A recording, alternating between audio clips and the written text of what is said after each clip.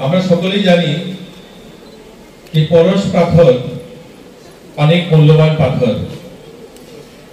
পরশ পাথর এর জন্য মূল্যবান যে ওই পাথর কোনো ধাতুর সংস্পর্শে যদি আসে তাহলে ওই ধাতু মূল্যবান ধাতুতে রূপান্তরিত হয়।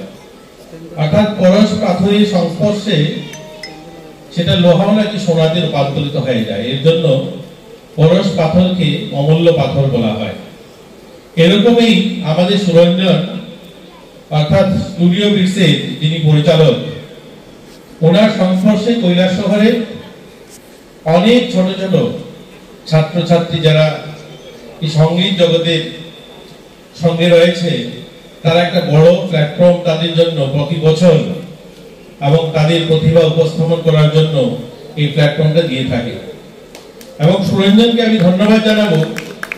কঠোর পরিশ্রম করে আমরা যারা সরকারি আধিকারিকরা রয়েছেন সকলেই জানেন এমনিতে এত সুন্দর একটা মঞ্চ সাজানো সম্ভব নয়।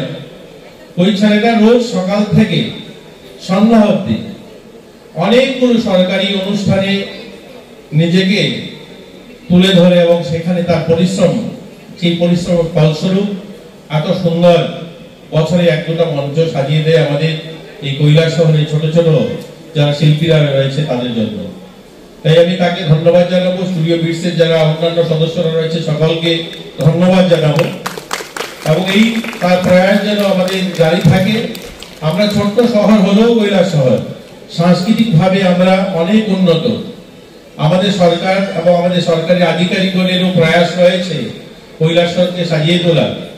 আমি আপনাদের এই মঞ্চে দাঁড়িয়ে আপনাদেরকে বলতে খুশি হচ্ছে, এবছর ত্রিপুরা রাজ্যের ইতিহাসে প্রথমবার আমাদের ত্রিপুরার রাজ্যভিত্তিক যুব উৎসব আমরা এই বছরের শেষ প্রান্তে আমরা এই কৈলাসহরে এই হল সহ কৈলাসহর টাউনে আমরা করব।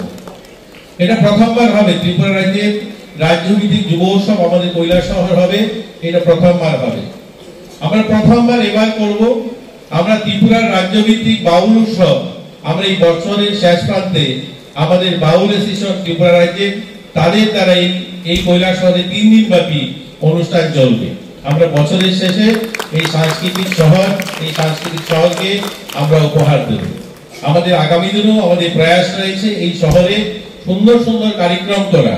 আমাদের কৃষ্টি সংস্কৃতি, আমাদের যে বৈভবশালী ত্রিপুরার কল্পনা করি আমরা, আমাদের শৈব তীর্থ কল্পনা আমাদের সেটা বাস্তবে রূপান্তরিত হতে চলছে।